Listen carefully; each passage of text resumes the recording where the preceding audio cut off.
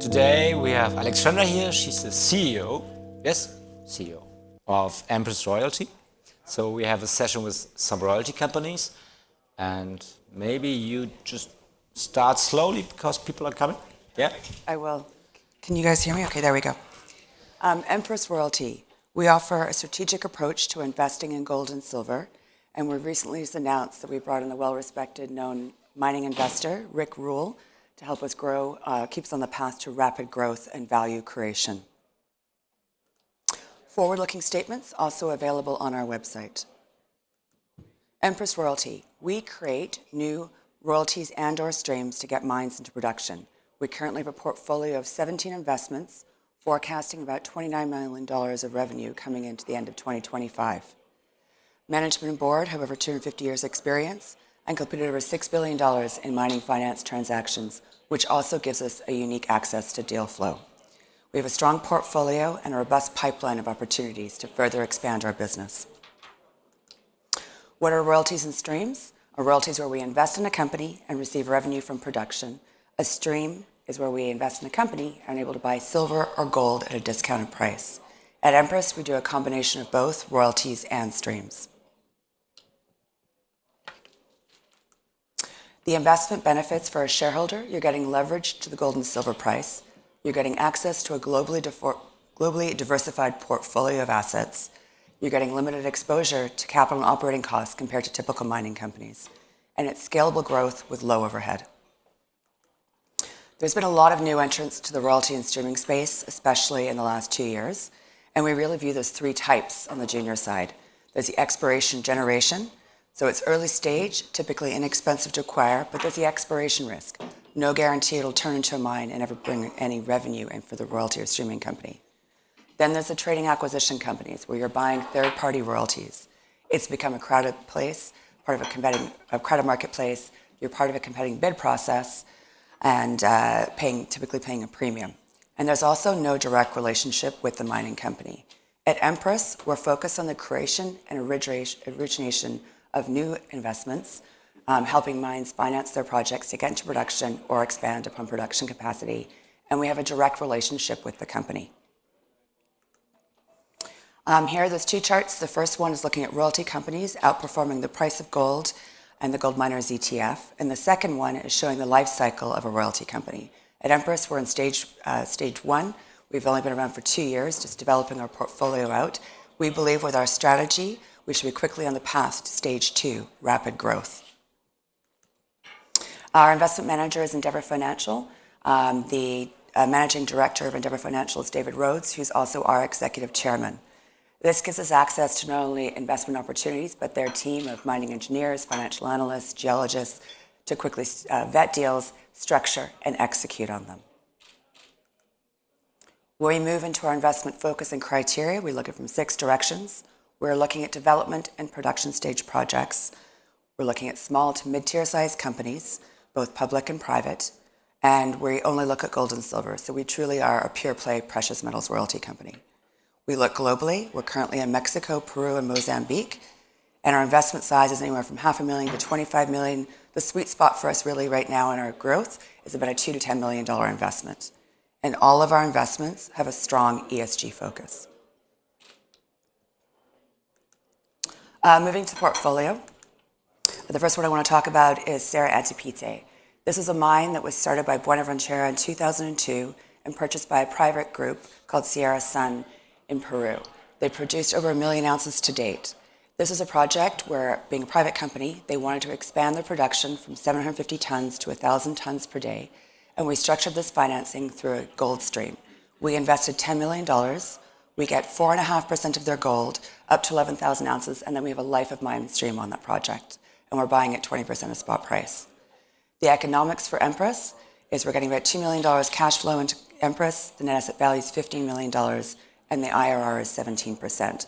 And again, this was our first producing assets. We've received over $1 million US to date from this investment. The next investment to talk about is owned by Altalay Mining in Durango, Mexico. The project's called Talahueto.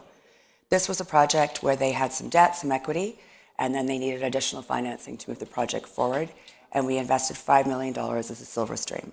So we are getting 100% of their silver, up to 1.25 million ounces, and then 20% of their silver after that. The economics for Empress, it's bringing about $3 million when it's fully ramped up, net asset value about $24 million, and the IRR just under 60.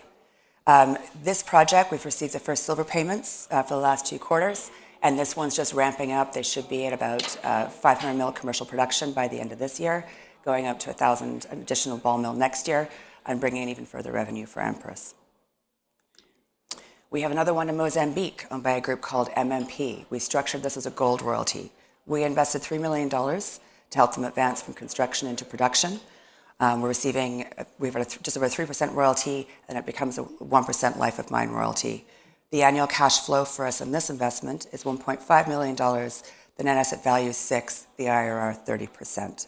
This one, they've done the first couple gold pours and exports. We're starting to just receive revenue now, and they should be reaching full commercial production by the end of this year, beginning of next. We have a development stage project owned by Candelaria. They're doing a drill program on this. We have a 1% royalty across the entire project, so this one should get more interesting in the next 12 months. We also have 13 exploration projects or gold royalties in Canada, early stage. We acquired these as part of our direct listing onto the Toronto Stock Exchange as an investment issuer. Great to have in the portfolio, but we're much more focused on revenue-producing assets. So our forecasted revenue for the end of this year is about $2 million US, going up to 8 next year, and cumulatively to the end of 2025, that's about $29 million in revenue. We've invested $19.5 million into the portfolio to date, and our asset value is $46 million, and our market cap is just under $30 million US. We are trading on a significant discount on all key metrics compared to the industry. The team behind Empress, myself and David Rhodes, who's also here from Endeavour Financial, a large shareholder, and Jeremy Bond from Terra Capital in Australia, we're all on the investment committee and large shareholders. We also have Natasha Kieran, a mining finance lawyer, who's our lead director from New York. We have Paul Mainwaring, a CFA from London, and Wes Roberts, a mining engineer from Toronto. When it comes to the team, we're a small team. It's myself, Rich is our global vice president, mining engineer, and investment banker out of New York to assist with origination. Janet Michael-John, our CFO, and Caitlin Taylor, our VP Marketing. We have 2 advisors, Alison Rippon-Armstrong for ESG, and the experienced David Lang as our technical advisor. Moving into our capital structure, we've got about 150 million shares outstanding. Our market cap is roughly right now about $40 million Canadian. Our cash, we've got about $2.6 million. And again, as I mentioned earlier, Rick Rule has just become a strategic investor with Empress. We did a private placement with him, which we just closed. When we initially started talking about the transaction with him, we were trading at 22 cents. We did an above market price private placement at 30 cents. We've just closed that. We have currently $5 million in debt. We have an accordion feature loan with Nabari, so that gives us up to $15 million. So we've got another $10 million accessible to us for transactions. We have research coverage through Red Cloud and Research Capital. With our shareholder structure, again, third is strategic partners, management and board. A third institutional, that includes 2 of the Sprott funds in Canada and 1 of the Sprott funds in the US, own about 11.5% of us, US Global, and some other well-known names, and roughly a third in the public float. So we have some near-term catalysts happening with Empress. We're going to be expanding our production from 750 tons to 1,000 tons per day. That will bring more revenue into Empress. Talahueto should be getting towards commercial production on the first ball mill towards the end of this year, early next year, more revenue. And the same with Manica as that starts to really ramp up. Projecting over $5 million in the next 12 months annualized. And that's if we did nothing else. We have a robust pipeline. We're in data rooms on 3 different deals at the moment, getting closer to being offered terms on 2 of those. So we want to continue to expand the portfolio and grow as we have done over the last 2 years. So in summary, we currently have 17 investments. We've invested $19.5 million to date. Our forecasted revenue to the end of 2025 is $29 million. Our value creation NAV is $46 million. And the real value proposition is our market cap is currently $30 million US. Thank you. Okay, thank you very much. You were very quick. Do we have questions? Thank you. First question, Jürgen.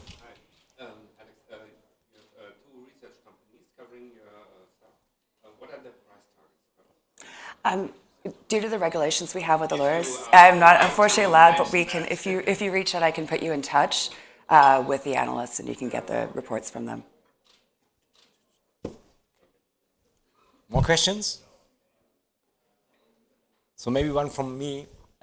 It's a challenging market for every exploration company. So many need to finance, especially next year. And you know, gold price a little bit lower, silver is lower, copper, I mean, it's going up a little bit now in the last weeks, but it's still low. So, and many need to finance. This is a big chance for streaming companies like yours to say, okay, we can now pick cherries, because there are exploration companies which are really in trouble maybe next year. Well, how do you see the market? Yeah, I mean, we don't invest in exploration companies. We are investing very much our capital into ones that are within sort of 6 months, 12 months. But so we're seeing a lot of opportunity on that side as a company because they've got some debt, some equity, and now they've got some cost overruns. So we are seeing a lot of opportunity, even more opportunity than we were before as a result of that. So you still set up your strategy with development companies? Yes, that's very much. You're not going to the exploration space? And no, something. We're very much focused on the near-term revenue. Okay. What's the long-term strategy? I mean, in Germany we are fans of dividends, and in Canada many companies not. But streaming and royalties is a business where you can have after when you set up your investments and they work, where you can make a lot of money, with low costs. And when we'll see dividends, 2-3 years, maybe 4. You know, we're just starting to bring in the revenue from the initial investments, and as we move forward, you know, we do want to establish a dividend policy. It's something that's very important to our chairman and to our board to get in that position. We're probably 18 to 24 months as these investments mature, and as we bring in further investments in that will bring in revenue, we'll be in that position. Hopefully within 18 to 24 months. So we can ask you in 12 months maybe, after 23, when you get your first bigger revenues? Yeah, great. Excellent, thank you. Okay, thank you very much, Alexandra. One more question. The last 12 months, interest rates have risen considerably. How has it changed your models? Great question. In terms of our modeling, you know, we do have a debt facility ourselves. There's a little bit of effect on that.